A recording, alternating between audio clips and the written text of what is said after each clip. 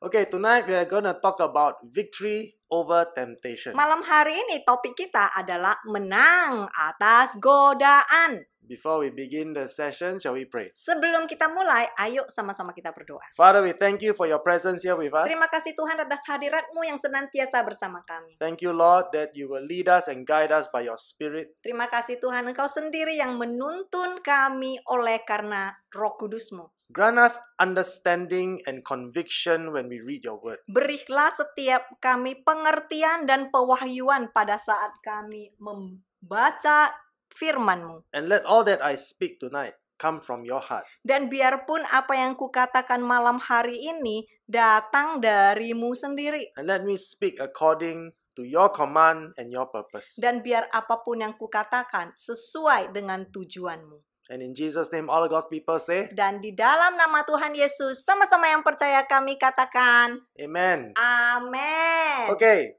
today we're going to explore the verses in Matthew chapter 4, reading from verse 1 to verse 11. Malam hari ini kita akan menjelajahi Matius pasal 4 ayat 1 sampai 11. And from this portion of scriptures, we are going to learn how we can effectively conquer and overcome temptation in order not to fall into sin. Dan dari firman ini kita akan belajar bagaimana secara efektif kita sanggup menaklukkan dan mengatasi setiap godaan agar kita tidak terjatuh dan terjebak di dalam dosa. Many of us, when we are tempted, we always fall into sin. Banyak sekali ketika kita tergoda, sering kali kita menyerah.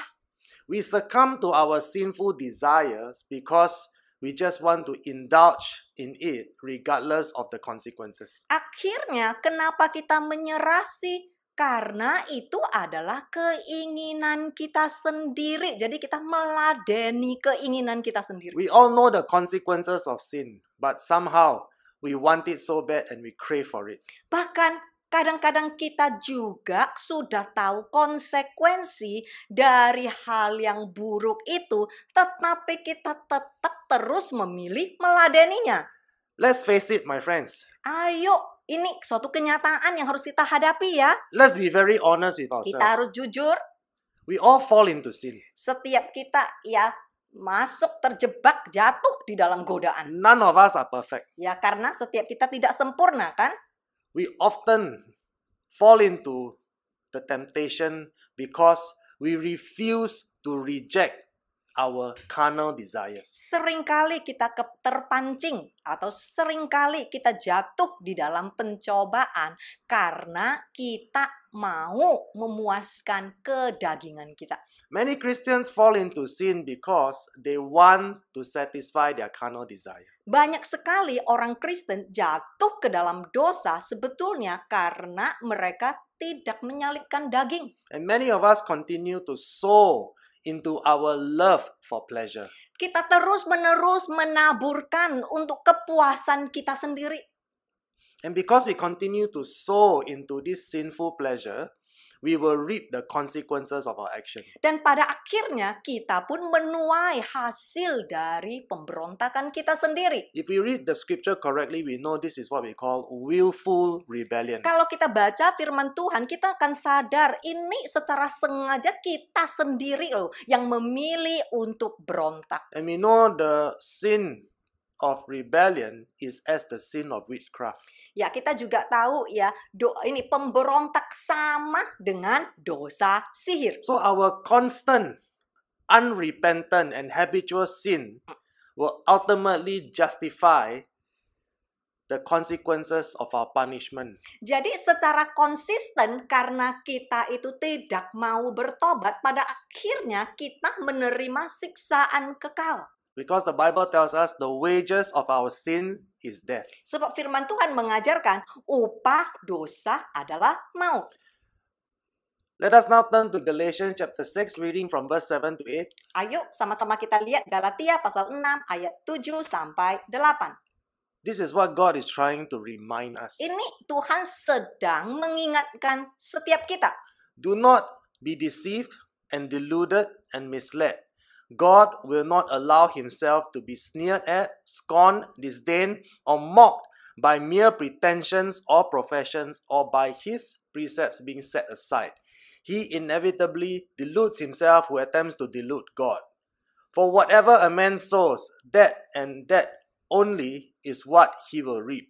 For he who sows to his own flesh, the lower nature, into sensuality, will from the flesh reap decay and ruin and destruction. But he who sows to the Spirit will from the Spirit reap eternal life. Ini sedikit beda dengan yang versi Alkitab. Jadi yang membaca Alkitab bisa capture ini atau dicatat ya. Jangan sesat. Tuhan tidak membiarkan dirinya dipermainkan. Janganlah menipu diri sendiri dan berpikir engkau bisa menipu Tuhan dengan berpurak-purak atau menyingkirkan hukumnya. Karena apa yang ditabur orang itu juga yang akan dituainya.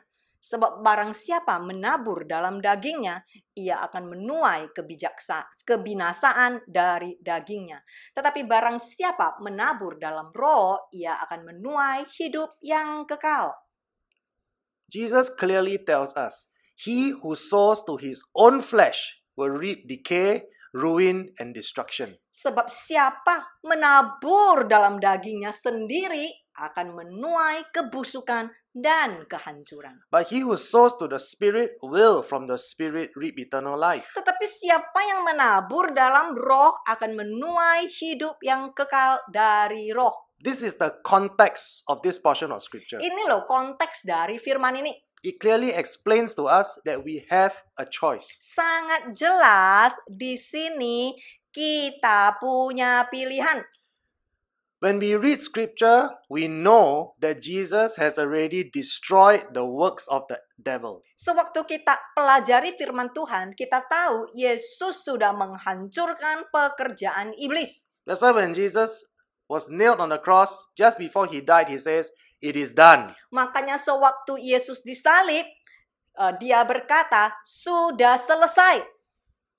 When he says it is done, it means I have destroyed the enemy. Sewaktu dia berkata sudah selesai, artinya aku sudah mengalahkan musuh.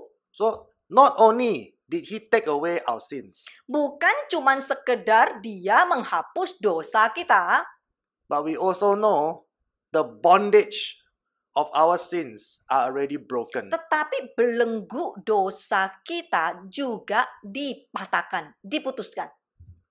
So now we know Satan can only tempt us, but Satan cannot force us to sin. Setan cuman bisa memancing kita, menggoda kita, tetapi setan tidak akan sanggup memaksa atau membuat kita berdosa. So if we understand scripture correctly, we know that we have no excuse to sin. Jadi kalau kita udah baca firman Tuhan, kita udah nggak bisa banyak alasan. So when we practice sin, it is because we choose to sin and because we choose to sow into our own flesh. Kalau kita itu hidup tidak benar, melakukan dosa, itu karena kita sendiri yang mau. And when we continue to indulge in our sinful practices, we will become enslaved by our own desires. Dan ketika kita terus-menerus menuruti perbuatan dosa itu, kita akan diperbudak olehnya. So the Bible tells us that we will not enter into heaven because there is no genuine repentance. Dan firman Tuhan juga berkata, orang-orang semacam ini mereka tidak akan masuk surga karena tidak ada pertobatan yang sungguh-sungguh. Because God says we cannot enter into heaven through mere pretensions, ignoring the precepts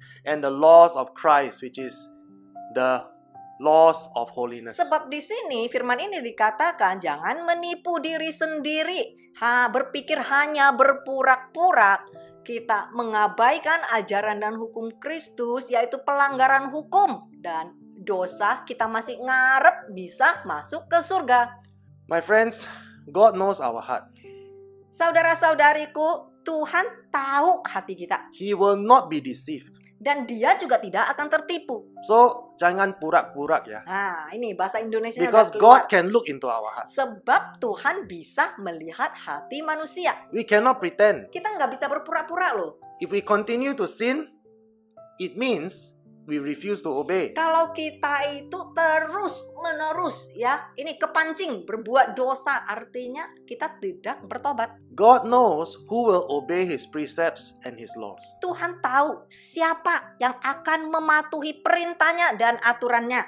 And God already knows who will betray Him. Dan Tuhan juga sudah tahu siapa yang akan mengkhianatinya. Our empty promises is the confirmation of our daily betrayal of Jesus. Janji kosong doang mengkhianati Yesus tiap hari. Every day we say, Jesus, I love you. Tiap hari kita ngomong, Yesus, aku mengasihimu.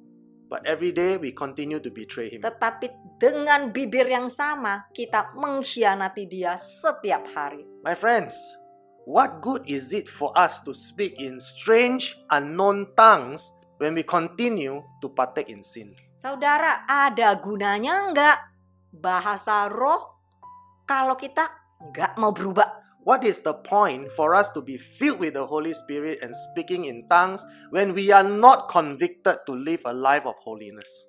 Kiranya ada gunanya enggak? Kita mengaku kita dipenuhi oleh Roh Kudus, bisa berbahasa roh, tetapi tidak pernah mau berubah. What is the point for us to be filled with the Holy Spirit when we are not convicted to practice holiness? Ada gunanya enggak jikalau kita dipenuhi Roh Kudus tetapi tidak pernah mau hidup kudus? The Holy Spirit is supposed to fill us and lead us into fulfilling the commands of God. Roh Kudus tugasnya adalah membawa kita untuk hidup kudus, menggenapi firman Tuhan. And God says, be holy because I'm holy. Dan firman Tuhan mengatur kita, jadilah kamu kudus sebab aku adalah kudus. Oleh karena itu kita diberikan Roh Kudus. Holiness is a requirement by God. Hidup kudus itu adalah perintah dari Tuhan. So we cannot say, I don't know how to be holy. Kita nggak bisa berkata, mana mungkin manusia bisa jadi kudus. We cannot say, we don't have to be holy. Nggak bisa kita berkata, nggak tahu deh gimana ya caranya hidup kudus. To be holy is a law. Sebab hidup kudus itu adalah perintah dasarnya Tuhan. So it is obvious that Christians who proclaim to be spirit-filled but outrightly reject His precepts are lawless. Kristen yang mengaku dipenuhi roh, tetapi terus-menerus menolak melakukan ajarannya, melanggar hukum. When we continue to reject His law, we are filled not with the Holy Spirit but with the Antichrist spirit. Kristen semacam ini mereka dipenuhi dengan roh antikristus. And when we continue with our rebellion, we will not go unpunished. Dan pemberontakan mereka tidak akan luput dari hukuman. Okay, now let us move on to Matthew chapter 4. Now we read from verse 1 to verse 2. Ayo sama-sama kita lihat Matius pasal 4 ayat 1 sampai 2. Let Jesus show us how to overcome temptation. Biar Yesus sendiri yang mengajarkan setiap kita gimana menang atas godaan. Then Jesus was led by the Holy Spirit into the wilderness to be tempted by the devil. After he had gone without food for 40 days and 40 nights, he became hungry. Maka Yesus dibawa oleh Roh Kudus ke padang gurun untuk dicobai iblis. Setelah berpuasa 40 hari dan 40 malam, laparlah Yesus. So as we can see from this portion of scripture, God does not tempt us to sin. Jadi dari firman ini kita bisa ngelihat Tuhan tidak akan pernah menggoda kita untuk berbuat dosa. However, the evil one is allowed to tempt us and he is allowed to deceive us. Namun si jahat diizinkan untuk menggoda kita. So when the Bible says Jesus was hungry, it means Jesus was in a very vulnerable human state. Nah, di sini dikatakan Yesus lapar. Artinya apa sih? Yesus dalam keadaan manusia yang rentan. And from there, he was led by the Spirit of God to be tempted by the evil one. Di sini dikatakan Yesus itu dipimpin oleh Roh Kudus untuk diuji.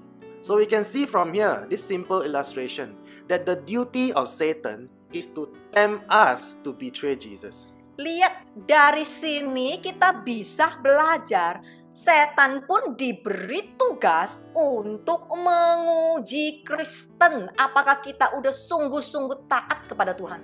And for us as the children of God, our duty is to overcome our sinful carnal desires. Sedangkan tugas kita adalah menolak keinginan daging kita agar kita tidak tergoda si iblis. From this portion of scriptures, Jesus shows us that even in a vulnerable state, we are able to make a choice, a decision. Dari firman yang saudara nanti akan baca, saudara akan belajar.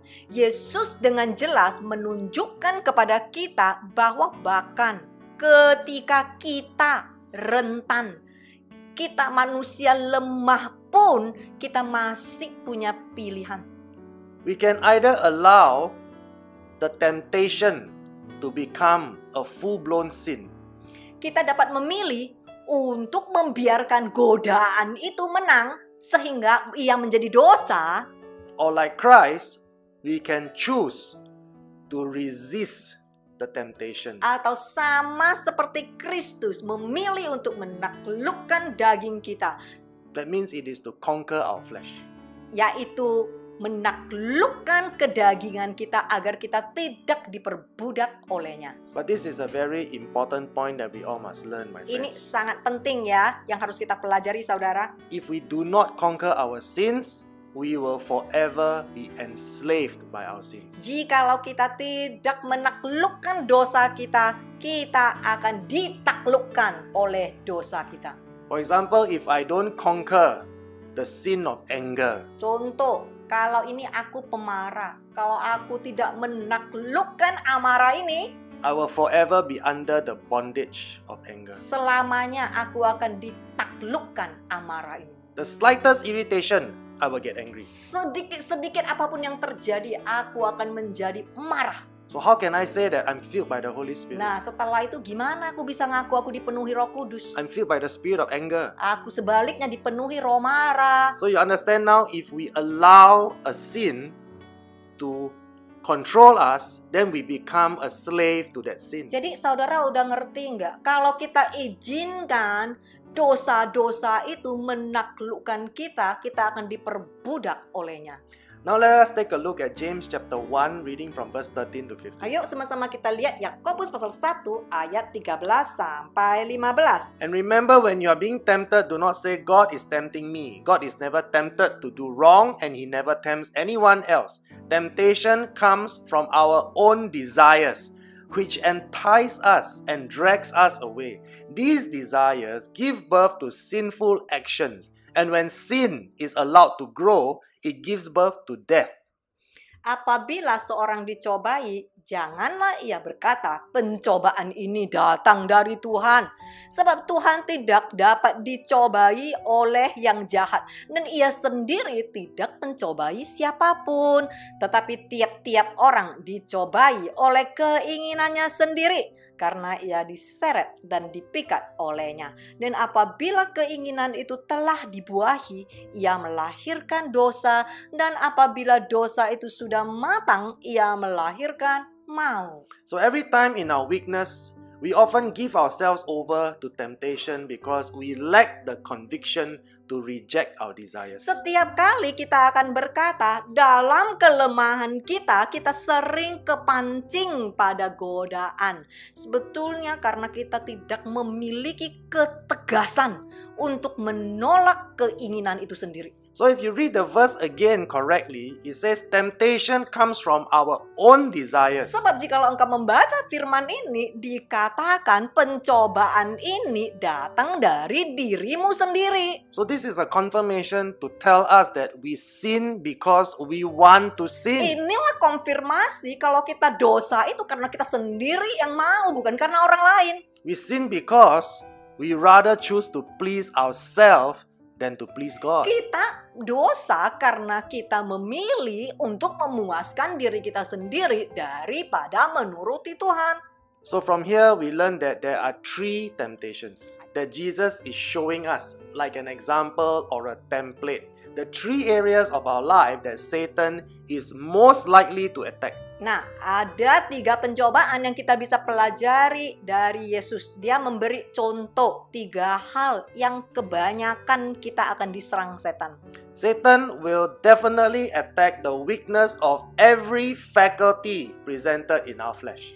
Yang pertama, setan menyerang kelemahan setiap fakultas yang dihadirkan dalam daging kita. He will target our physical needs, where the body craves and is desperate for physical gratification. Setan selalu akan target kebutuhan fisik kita, di mana tubuh kita mendambakan dan sangat menginginkan kepuasan secara fisik. For example, Jesus was hungry, he was tempted, so because it was lack of food, he Contoh, was tempted to make food. nah, kebutuhan fisik ya, contoh kelaparan. Yesus lapar karena kekurangan makanan, karena baru habis puasa. If we look at another example in today's context, Nah, contoh ya di konteks zaman now. perhaps you are a woman that is being ignored and being set aside by your husband. Mungkin ini bagian para wanita yang selalu nggak diladenin suaminya. Artinya suaminya inilah dingin. So it means that you don't have enough attention. Ya, kekurangan perhatian. So inside of you, you desire for attention. Jadi di dalam itu selalu mau diperhatiin, disayangin gitu. So suddenly the temptation come.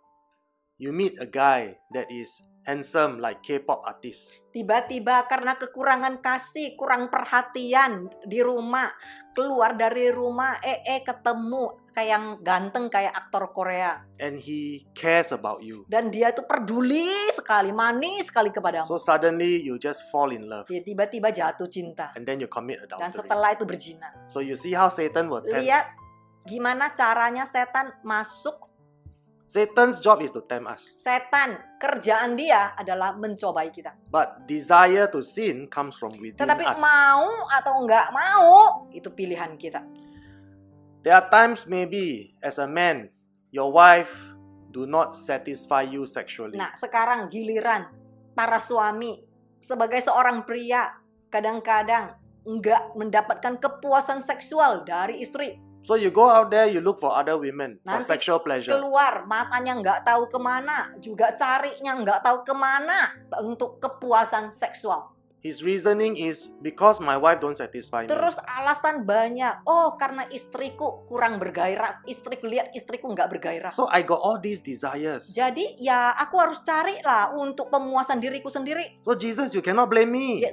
Yesus nggak boleh salahin aku loh. It's not my fault. Bukan salahku loh. It's my wife's Itu fault. salah istriku loh, nggak bisa muasin aku loh. Can we say that? Boleh nggak kita ngomong seperti ini? Of course not, my Ya friend. tentu tidak, saudara. Because our desire to sin comes from within us. Sebab keinginan untuk berdosa datang dari diri kita sendiri. So when we fall into sin Kalau kita masuk terperangkap dalam dosa, and you want to blame somebody, dan engkau mau menunjuk kepada orang lain gara-gara dia, just blame yourself. ayo dong, itu jarinya nunjukin dirimu sendiri. So whenever we have a desire for drugs and certain substances to make us feel better, Ataupun ketergantungan pada zat dan obat-obatan kecanduan. to help our addiction. Untuk menolong inilah kebiasaan kecanduan kita. Maybe some of us are going through depression. Mungkin ada yang mengalami depresi, I always feel so sad. kita selalu merasa sedih. So I need to feel happy. Jadi aku perlu merasa lebih seneng. So God, if your Holy Spirit cannot make me happy, then I got to look for drugs to make me Jadi happy. Tuhan, kalau Roh Kudusmu nggak sanggup membuat aku cari happy pill.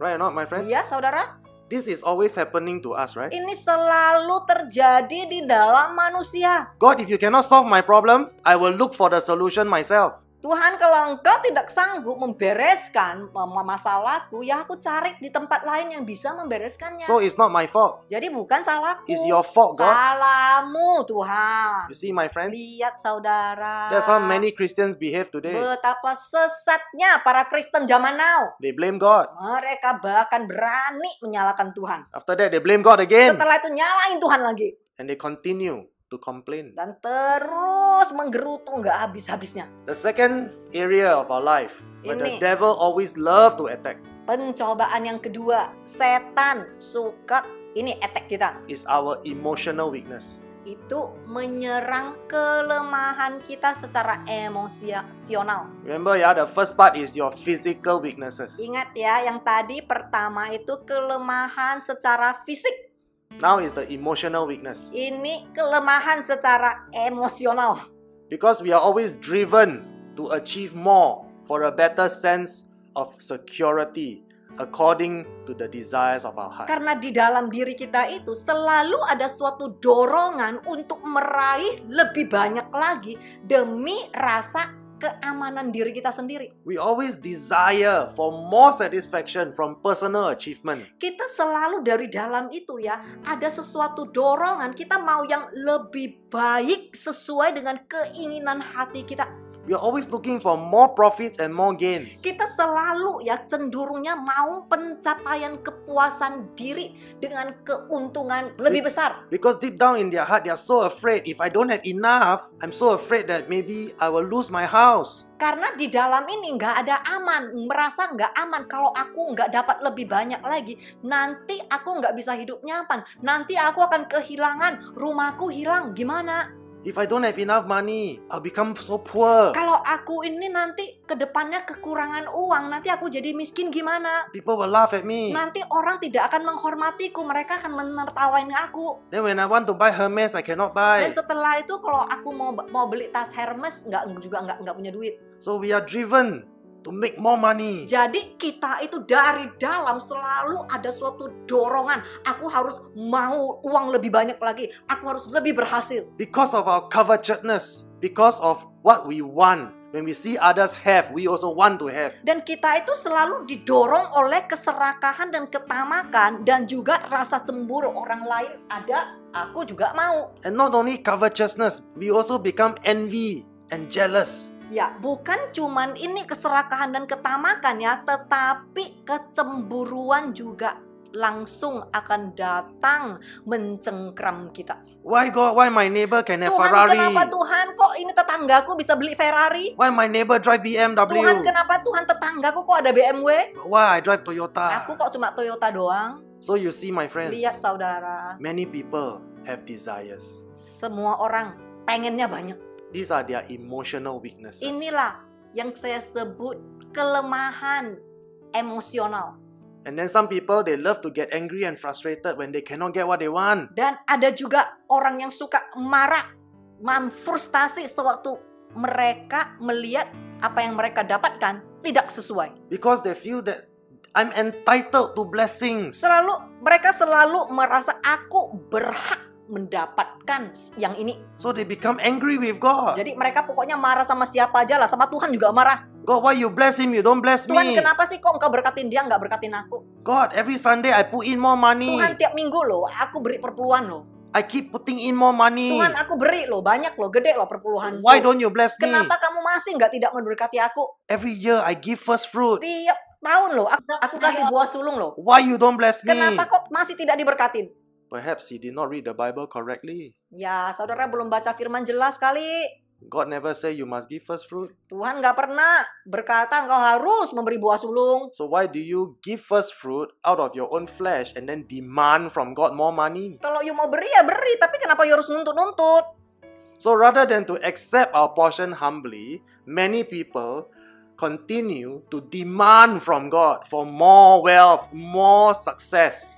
Daripada menerima porsi kita dengan rendah hati dan percaya kepada Tuhan atas pemberiannya, kita selalu menyalahkan Tuhan. Out of the wickedness of their heart, Karena kejahatan hati kita sendiri. they say, God, you must give me. Mereka berkata, Tuhan engkau kenapa tidak memberikan kepadaku? out of their envy and jealousy. Itu karena mereka penuh dengan serakah dan cemburu. We know many women cry out to God and say, God, you got to make me more beautiful. Banyak sekali wanita-wanita yang sering berseru kepada Tuhan, Tuhan, kok Engkau tidak menciptakan aku lebih cantik lagi? If you don't make me more beautiful, I will make myself beautiful. Ya, kamu menciptakan aku kayak begitu. Nggak cantik ya, aku percantikkan diriku sendiri. Correct? Ya, So they do everything that they can. jadi mereka sanalah, kat sini, kat sana, lakukan apapun yang mereka bisa. They try to look more beautiful. Cuman untuk mau kelihatan lebih cantik, semua dirombak. And she becomes more angry. Why God? Setelah dirombak, makin marah lagi. Tuhan, kenapa ya? Why God? I'm your princess. Kenapa ya? Aku ini putrimu loh. Why don't you make me more beautiful than her? Kenapa? Udah dirombak pun masih kalah cantik sama yang lain. God, why is it that my husband's mistress is more beautiful than me? Udah rombak pun, itu wanita di luar yang suamiku seneng sama dia itu pasti tetap lebih cantik daripada aku. Nggak kelar-kelar. I just want to encourage you, my dear sisters. Saudariku, aku mau menguatkan hatimu. We all will grow old. It is not your fault when your husband cheat on you. Semua kita akan tua. Kalau suami kita karena kita kurang cantik, ini nipuin kita, tidak setia sama kita. Bukan salahmu, salah dia. The one that is sinning against God is your husband. Yang dosa itu dia, bukan kamu. So please, continue to trust God. Jadi tolonglah, nggak usah rombak sana, rombak sini. Tetap percaya aja kepada Tuhan. Please do not allow your emotions to cause you to sin against God. Jangan pernah izinkan kelemahan emosionalmu membuat engkau berdosa kepada Tuhan. So the third thing the evil one deceives us is according to our mental ambitions and aspirations. Yang ketiga, si jahat selalu menipu kita menuruti ambisi ataupun aspirasi mental kita sendiri. So he attacks us physically, he attacks us emotionally, and he attacks us mentally. Jadi si jahat ini menipu kita secara fisik, secara emosional, dan secara mental. Satan knows how to entice and allure us according to the way we think. Setan tahu bagaimana memikat kita dan memanipulasikan kita sesuai dengan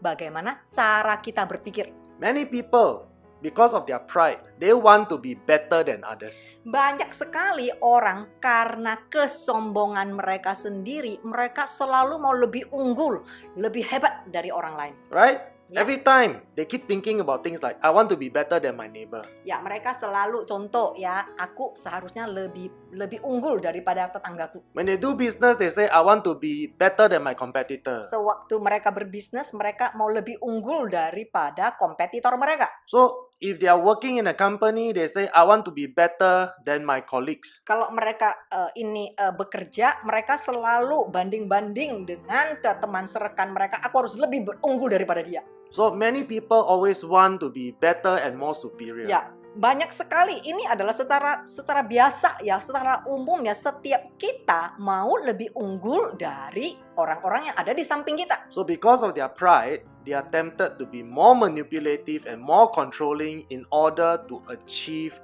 what they set out to accomplish. Nah, karena keinginan-keinginan itu, mereka dikonsumsi oleh kesombongan mereka sendiri. So be it in the business, in the corporate world, or even out there in politics, they always want to be better. Mau itu pun dalam bisnis, di dunia usaha, atau di arena politik, mereka selalu ingin mencapai lebih unggul dalam pikiran mereka. So, because of the reason of wanting to be better, we focus more on the world rather than to focus on God. Karena cukup satu fokusnya, aku harus lebih unggul daripada orang lain. Cuman satu tujuan itu, langsung hidup kita fokus pada dunia daripada memuliakan Tuhan. They channel all their energy to be better in this world. Semua tenaga, pikiran, dan perasaan disalurkan untuk cuman lebih unggul. But they never spend any time or any investment to become better for Jesus Christ. Daripada berinvestasi memenuhi tujuan Tuhan. Because generally people want to be successful, they want to be wealthy, they want to be powerful. Karena pada umumnya orang ingin sukses, berprestasi, kaya, dan berkuasa. That is why very, very few people will focus on holiness and to glorify God with their lives. Betapa sedikit orang yang mau fokus pada hidup kudus, hidup berkenan kepada Tuhan.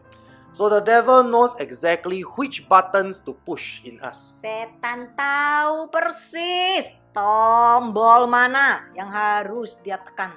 A lot of us who proclaim that we are spirit-filled Christians, we continue to say we love God, but at the same time, we also continue to feed our sinful desires. Banyak sekali Kristen ya di bibir berkata mencintai Tuhan, tetapi juga barengan mau memuaskan keinginan kedagingan kita. Let me just repeat one more time so you get a very clear picture. Okay? Saya mau ulangin sekali lagi biar saudara sangat-sangat jelas. Okay. We proclaim to be spirit-filled Christians, filled with the Holy Spirit. Kita ya ngakunya itu kita dipenuhi roh Kristen yang lahir baru. With our lips, we proclaim we love Jesus. Dengan bibir kita berkata, aku mengasihi Tuhan.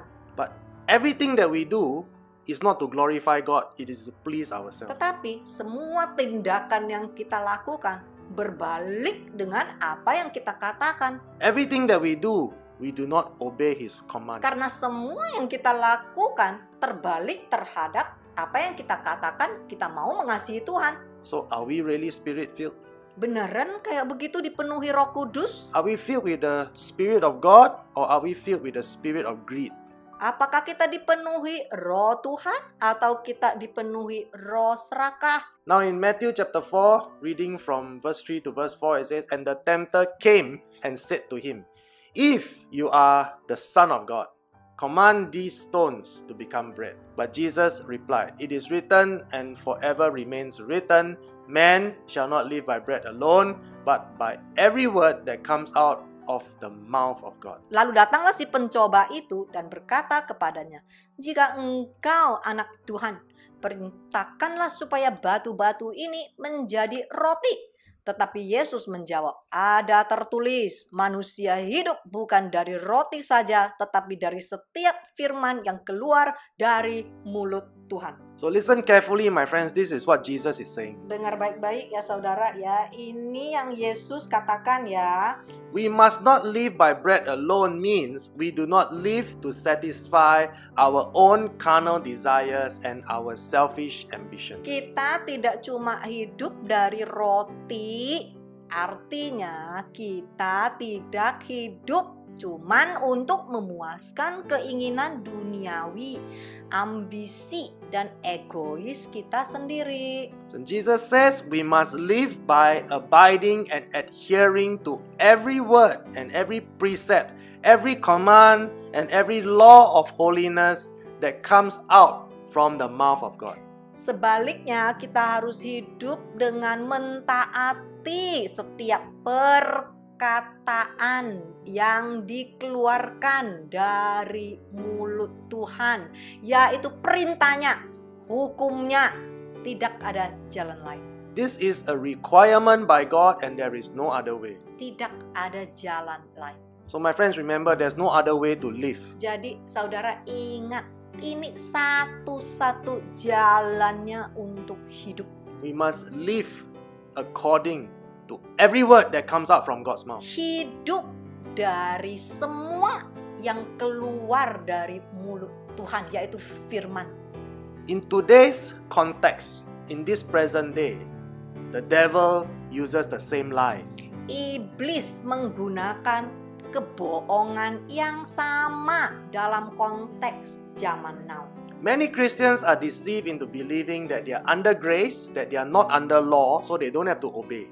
Banyak orang Kristen tertipu untuk percaya mereka di bawah kasih karunia dan bukan di bawah hukum, makanya nggak perlu taat. Many Christians are told that they are forgiven by His grace and they are guaranteed entry into heaven. Banyak Kristen tertipu, mereka berpikir sudah diselamatkan, sudah diampunin, jamin masuk surga. That means no matter what you say, what you do, surely you will enter heaven. Apapun yang kamu lakukan, apapun yang kamu perbuati, tetap masuk surga. Because everything is done at the cross. Karena semua sudah digenapi di kayu salib.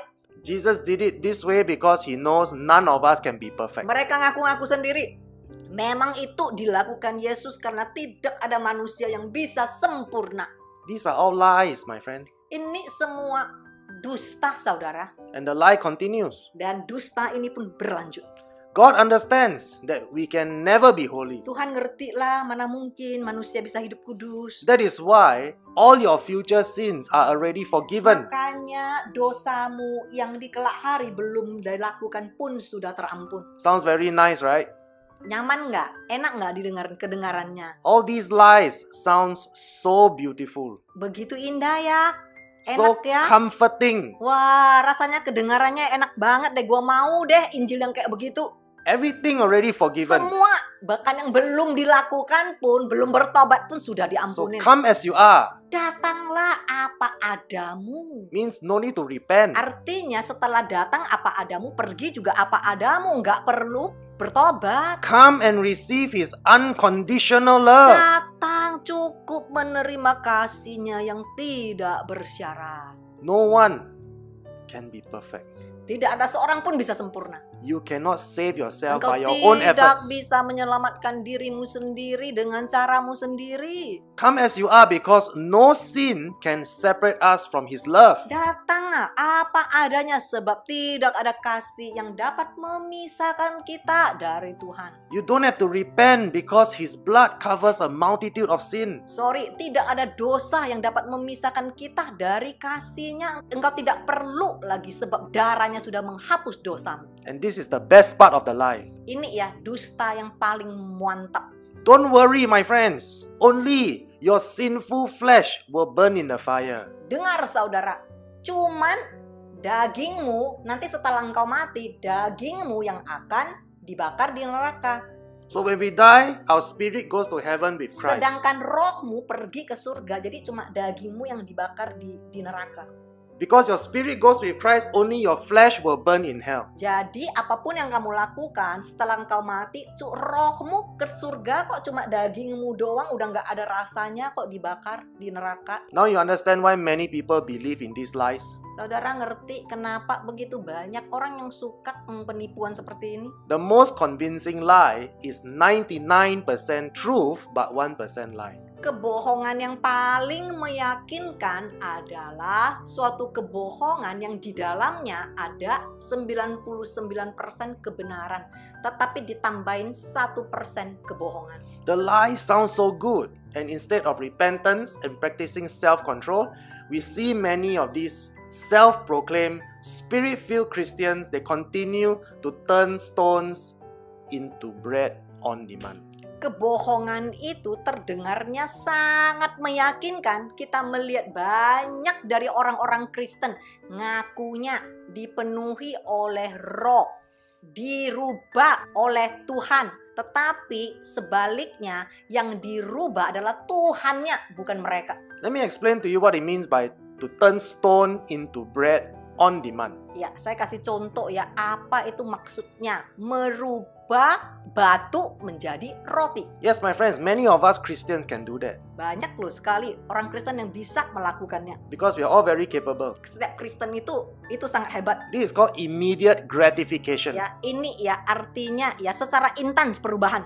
For example, if right now I feel I need sexual satisfaction, what do I do? Kalau sekarang saya perlu pemuasan secara seksual, apa yang aku lakukan? Because I got sexual lust and sexual perversion. Karena aku di dalam itu penuh dengan gairah, apa yang aku lakukan? How do I turn the stone into bread? Caranya bagaimana aku merubah batu menjadi roti?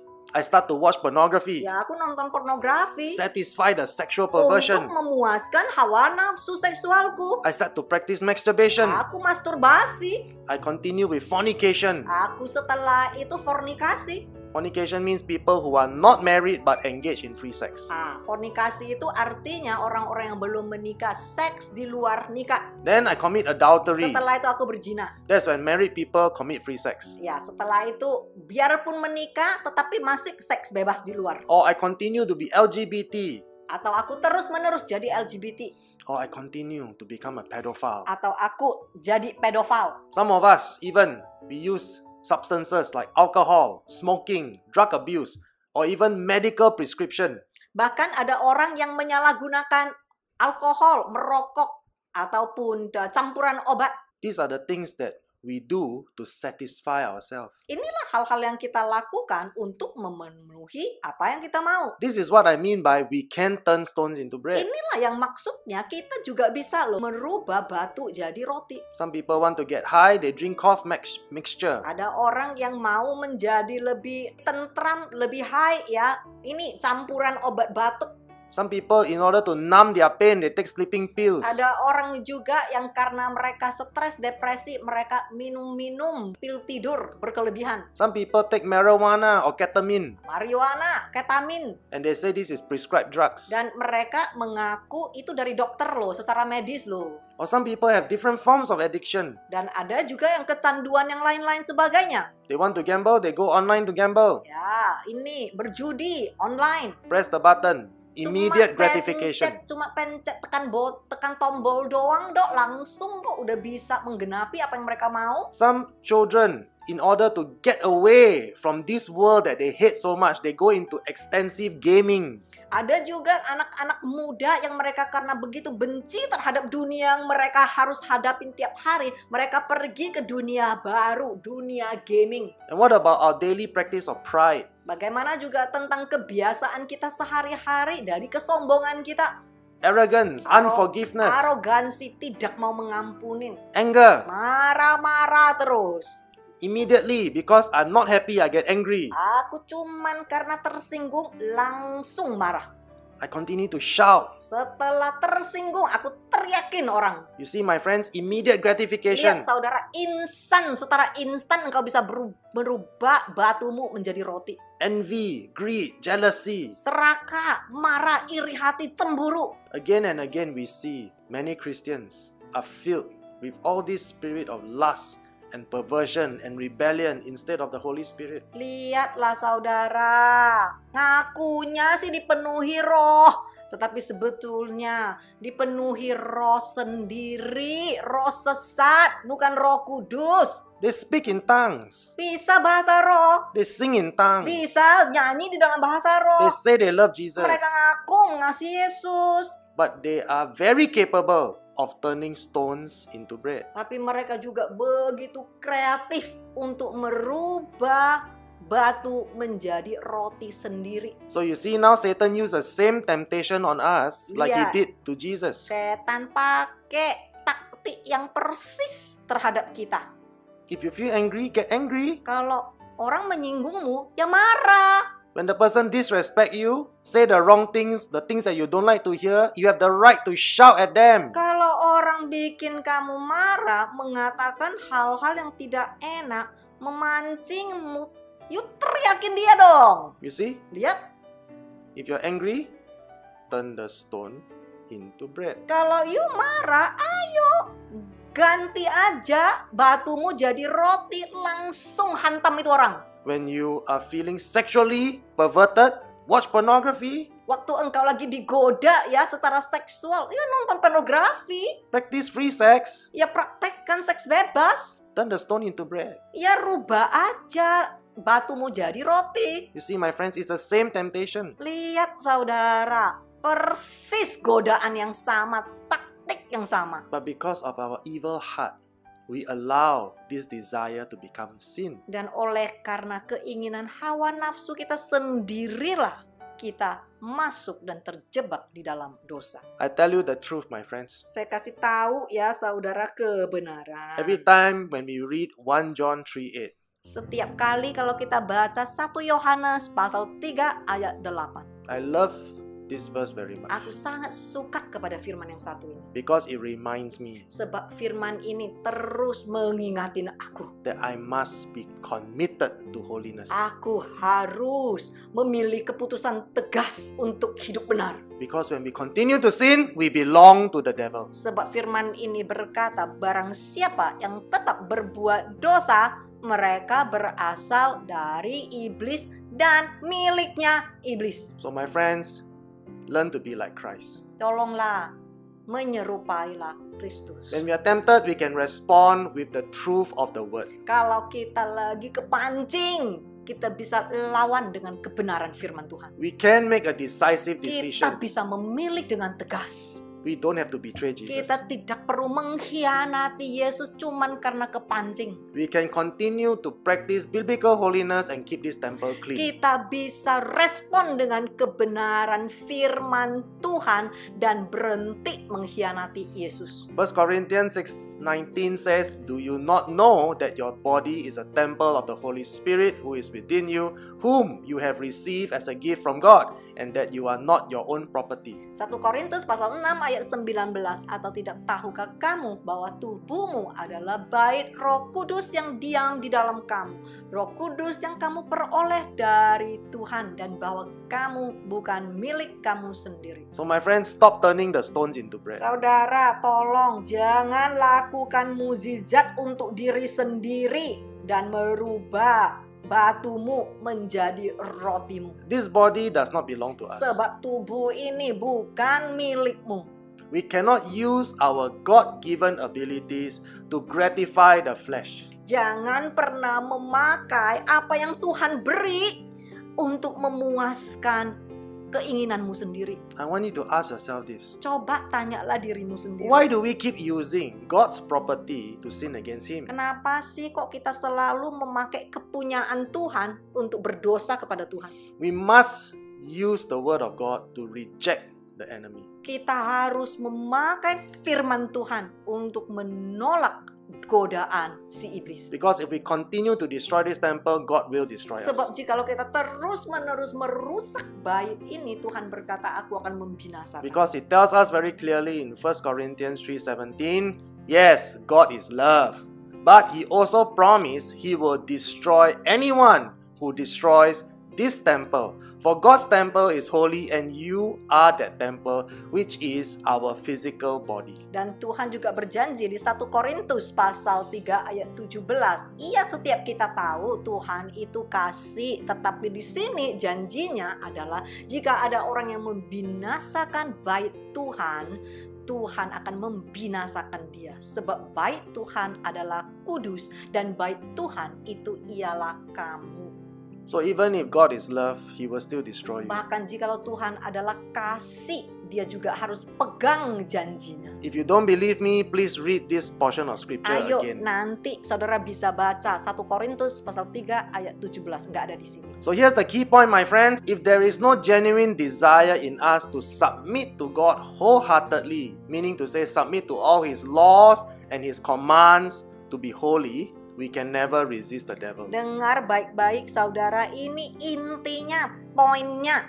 Jika tidak ada keinginan yang tulus untuk tunduk kepada Tuhan dengan sepenuh hati, tunduk pada firman-Nya, tunduk kepada hukum kekudusannya, kita tidak pernah bisa melawan setan. Because the Bible tells us very clearly in James 4:7 to submit to the authority of God, to resist the devil, stand firm against him, and then he will flee from you. Sebab firman Tuhan sangat jelas, Yakobus pasal 4 ayat 7. Karena itu tunduklah kepada Tuhan dan lawanlah iblis, maka iblis akan lari daripadamu. In Matthew 4, again we read from verse 5 to 7, then the devil took him into the holy city Jerusalem and Next placed slide. him on the pinnacle, the highest point of the temple, and he said mockingly to him, "If you are the Son of God, throw yourself down, for it is written, He will command His angels concerning you to serve and care for, protect and watch over you, and they will lift you up on their hands so that you will not strike your foot against a stone." And Jesus said to him, On the other hand, it is written, and forever remains written, you shall not test the Lord your God. Matius pasal 4 ayat 5 sampai 7. Kemudian iblis membawanya ke kota suci dan menempatkan dia di bubungan bait Tuhan. Lalu berkata kepadanya, jika engkau anak Tuhan, jatuhkanlah dirimu ke bawah, sebab ada tertulis mengenai engkau, ia akan memerintahkan malaikat-malaikatnya dan mereka akan menantang engkau di atas tangannya, melindungimu, melayanimu, menjagamu, supaya kakimu jangan terantuk kepada batu. Yesus berkata kepadanya, ada pula tertulis, janganlah engkau mencobai Tuhan, Tuhanmu. Satan always knows how to quote scripture out of context. Setan selalu tahu ngutip Alkitab di luar konteksnya. And he purposely quote it out of context to attack our insecurities. Dan setan sengaja mengutip firman Tuhan di luar konteksnya untuk menyerang rasa tidak aman kita. He makes us want to question God and doubt God by manipulating our feelings, our emotional yearning. Dia selalu membuat kita mempertanyakan Tuhan dengan keraguan. Dia selalu memanipulasi perasaan kita yang terdalam, kerinduan emosional kita, kebutuhan dan keinginan kita. Many Christians, they like to test God and complain about God because they think that they are entitled. They think that God exists to serve them. Banyak Kristen selalu mau tuntut kepada Tuhan dan selalu menganggap Tuhan itu ngutang pada mereka. So because of their own worries, their own doubts, their own fears, they always complain and they begin to question and to blame God. Mereka selalu mengeluh karena kekhawatiran mereka, karena keraguan mereka. Mereka selalu mempertanyakan Tuhan, dan bukan cuma itu. Setelah mereka mempertanyakan Tuhan, mereka juga akan menyalahkan Tuhan. So Satan again quotes scripture out of context. In the present day church, this is what Satan say to many Christians. Sampai zaman now pun setan memakai taktik yang sama, memakai firman yang sama, dikutip di luar konteks kepada Kristen. He says to all of us mockingly, hey, Jesus is your God, right? Ask of him anything in his name and surely he will give it to you. Dan dia selalu akan berkata kepada kita, loh kamu kan anak Tuhan kan? Kalau kamu anak Tuhan, minta apa saja di dalam nama Yesus, karena Tuhanmu berkewajiban untuk memberikan kepadamu apapun yang engkau minta. Because it is written, so surely he is obligated. Sebab itu ada di firman, makanya dia berkewajiban. But we know that is quoting scripture out of context. Saudara, itu mengutip firman di luar konteks. Because mirip nggak? You have already learned that we can only ask him anything in his name according to his will and purpose. Sebab sebelumnya engkau sudah belajar, engkau cuma diberi otoritas untuk meminta sesuai dengan yang dia mau. As representing all that he is. Semua yang ada di dalamnya. He didn't say we can ask for anything. Tuhan nggak pernah berkata engkau bisa minta apa saja, tetapi minta sesuai dengan tujuannya. Semua yang ada di dalam dia. But we see many are so foolish. Tetapi banyak orang yang begitu bodoh. They continue to ask for more money. Mereka selalu mintanya itu aja duit. God, you say you will do it. You must do it. Tuhan, engkau kan berkewajiban kan? Engkau berkewajiban memberikan kepadaku kan? Memberkatin aku ya, yang kau harus lakukan. You say that you will give to me anything I ask. Engkau berkata kan engkau akan memberikan kepadaku apapun yang aku mau kan? Cuma minta aja kan? They ask for more power. Nah, terus mereka minta lebih lagi banyak kuasa. Give me more prophetic power. I want to tell the future. Lebih lagi, kasih aku kuasa bernubuat. So I can make more money. Biar aku bisa dapat cuan lebih banyak. People will give me more money when I can tell them their future. Biar orang lebih banyak mendatangin aku dan memberikan aku lebih banyak duit kalau aku bisa meramal masa depan mereka. So they continue to ask for prophetic gifting. Mereka terus meminta kuasa bernubuat. They continue to ask for the gifts of healing. Mereka terus meminta kuasa bahkan untuk menyembuhkan. So they will be famous. Biar mereka menjadi tenar. Everybody will come to me Biar for healing. semua orang datang kepadaku untuk minta kesembuhan. So you see, many people ask for things to gratify themselves rather than to glorify God. Lihat saudara, banyak orang meminta untuk memuaskan keinginan mereka sendiri daripada menggenapi panggilan Tuhan. So how can they be spirit-filled when they cannot even discern between the truth and a lie? Gimana loh, masuk akal nggak? Gimana orang seperti begini bisa dipenuhi roh jika bahkan mereka tidak tahu melihat kebenaran? They believe their teachers when they tell them, ask and ask for anything, keep on asking, and God will give it to you. Mereka percaya firman ini, minta apa saja pasti akan diberikan kepadamu. So they cannot tell the difference between a lie and a truth. Mereka nggak tahu yang mana yang benar, mana yang nggak benar. They are not spirit-filled. Mereka tidak dipenuhi oleh Roh Kudus. They are only convicted for things out of their greed. Mereka cuma mau minta apa yang mereka inginkan. So we know we must please God. Sedangkan kehidupan kita cuman harus berkenan kepada Tuhan. And we cannot test God. Dan kita juga tidak bisa menguji Tuhan. Stop complaining. Berhentilah menggerutu. God does not owe us anything. Tuhan tidak berutang kepada kita. He only says, ask for my Holy Spirit. Dia cuman memberi ke setiap kita otoritas untuk minta kuasa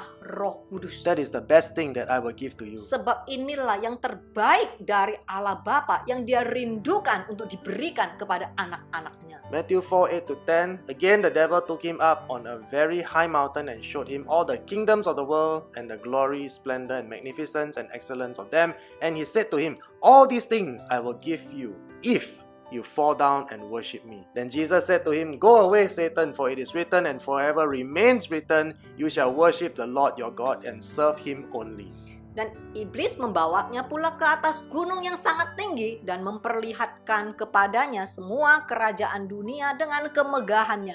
Dan berkata kepadanya, semua itu akan kuberikan kepadamu jika engkau sujud menyembah aku. Maka berkatalah Yesus kepadanya, enyahlah iblis, sebab ada tertulis, engkau harus menyembah Tuhan, Tuhanmu, dan hanya kepada Dia sajalah engkau berbakti. So we see again from here, rather than to worship God with holiness, with reverence, and with awe, many Christians today choose to worship the things of this world, including all the abomination and perversion that comes with it. Lihatlah, daripada menyembah Tuhan dan hidup benar, menghormati Dia, mengagumi Dia, banyak sekali Kristen zaman now saat ini memilih untuk menyembah hal-hal duniawi, termasuk semua kekejian dan penyimpangannya. From here we see Satan attacks our pride and our greed that is motivated by avarice.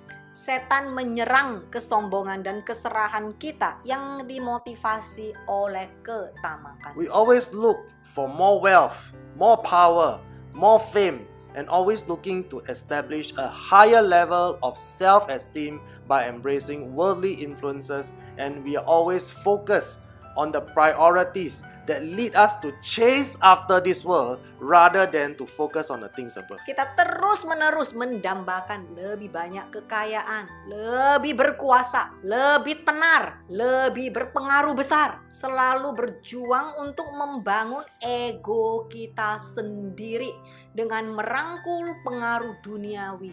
Dan setiap hari berfokus pada prioritas yang menuntun kita untuk mengejar dunia ini daripada sungguh-sungguh mengejar Kristus. This is the same lie Satan is giving us today.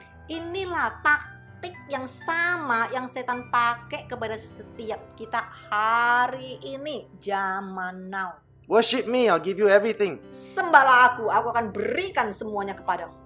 So many Christian leaders, they proclaim to their members, just receive Jesus and you will have the desires of your heart. Banyak juga sekali, banyak pemimpin Kristen. Ayo, terima Tuhan Yesus aja. Pasti Dia akan memberikan semuanya kepadamu. You see how it is twisted? Lihat bagaimana dibengkokkan. Because Jesus never promised that. Yesus gak pernah janji seperti ini loh. I don't know why many Christian leaders, they promise that to their members. Gak tahu kenapa banyak sekali yang menjanjikan jemaatnya yang macam-macam. Just receive Jesus. Cukup terima Yesus. You will have everything that you want. Semua yang kamu inginkan akan kamu peroleh. More money. Uang akan lebih banyak. More blessing. Berkat akan lebih banyak. Pressed down, shaken together, You will be blessed 30-fold, 60-fold, 100-fold of financial return. Engkau akan diberkati dengan pengembalian keuangan 30, 60 kali lipat, 100 kali lipat. We know Jesus never teach this in the Bible Nggak pernah diajarkan di firman. because you just learned the parable of the sower. Sebab minggu lalu saudara barusan sudah belajarkan benih. Apa itu benih? Isn't this very familiar, very similar to the lie of Satan? Bukankah sama taktik yang dipakai setan? So the church leaders say, give more to me, give more to your church, then you shall have more blessing. It will be added to you. Ya banyak sekali jemaat disuruh beri, ayo beri lebih banyak. Sebab itu berkat akan ditambahkan kepadamu. Give until it hurts to prove that you love Jesus. Beri sampai engkau harus merasa sakit untuk membuktikan cintamu kepada Yesus. Ini yang diajarkan. Trust me, my friends. I've searched the entire Bible. Jesus never said that. Aku sudah menjelajahi Alkitab dari awal sampai akhir. Gak pernah sekalipun Yesus ngomong seperti itu. So we have witnessed over the many years through the teaching of all these very charismatic and very evangelical teachers. And eventually, many Christians are led to practicing idolatry, and ultimately they position themselves to become the enemy of God in Jesus' name. Engkau telah menyaksikan selama bertahun-tahun, berabad-abad melalui pengajaran para guru yang sangat karismatik. Pada akhirnya, banyak orang Kristen dituntun untuk mempraktekkan penyembahan berhala.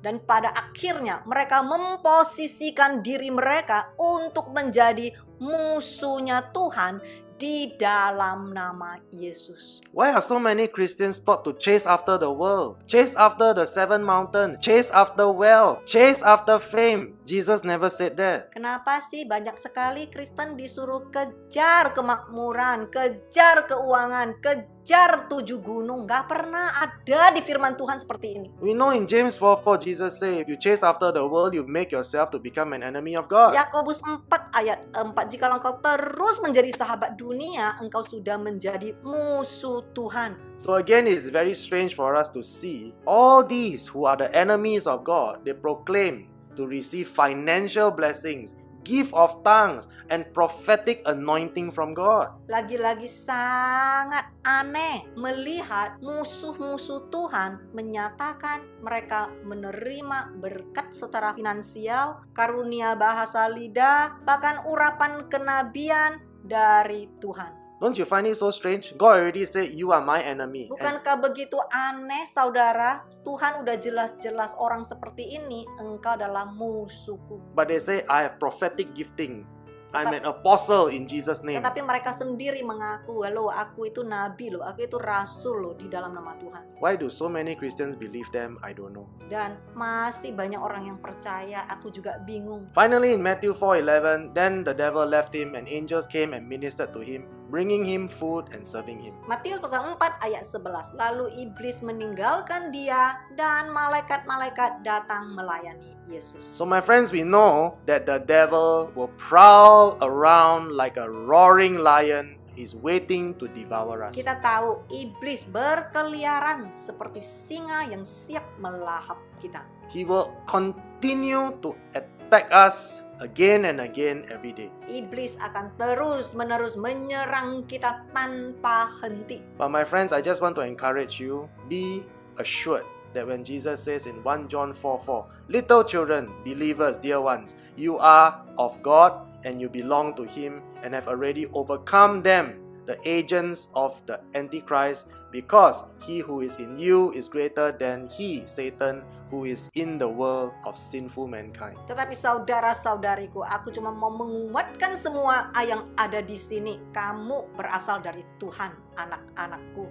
Dan kamu telah mengalahkan nabi-nabi palsu itu. Sebab roh yang ada di dalam kamu lebih besar daripada roh yang ada di dalam. And again, we can be confident because Jesus says in John 16:33, I have told you these things so that in me you may have perfect peace. In the world you have tribulation and distress and suffering, but be courageous, be confident, be undaunted, be filled with joy. I have overcome the world. My conquest is accomplished. My victory is abiding. Dan saya juga cuma mau menguatkanmu dengan ayat ini. Yohanes pasal 16 ayat 33. Semuanya itu kukatakan kepadamu, supaya kamu beroleh damai sejahtera dalam aku. Dalam dunia ini kamu menderita penganiayaan, tetapi kuatkanlah hatimu. Aku telah mengalahkan dunia. Yes, my friends, the victory of Christ is abiding. That is why we are set free from the bondages of sin. Iya, saudara-saudariku, teruslah engkau melekat kepada Kristus. Engkau akan menang atas semua So my dear setan. My dear brothers and sisters, please do not be deceived anymore. Remember to submit to the commands and the precepts as required by His laws of holiness. Jadi saudara-saudariku yang tersayang, tolong janganlah tertipu lagi. Ingatlah untuk tunduk pada perintah. Because if you do not submit, you cannot resist the devil according to the written word. Sebab jikalau engkau tidak tunduk kepada perintah Tuhan, engkau tidak akan sanggup melawan iblis. But if we continue to be faithful to obey God's word, Satan will flee from us. Tetapi sewaktu engkau setia dan taat kepada firman Tuhan, maka iblis akan kabur, dia akan lari darimu. So please do not doubt anymore because Jesus has shown us by His example. He has done it. Jangan ragu-ragu lagi, sebab Yesus sendiri sudah memberi contoh kepada setiap kita. Dia sudah berhasil. Kalau kita ikutin cara Yesus, kita juga akan berhasil. And because He is victorious, we are victorious. Kita pasti akan menang. Shall we pray? Ayo sama-sama kita berdoa. Father, we thank you for your amazing teaching. Terima kasih Tuhan atas firman-Mu yang begitu luar biasa. Father, we pray, let your word bring conviction in our Biar hearts. firman-Mu menginsyafkan hati kami.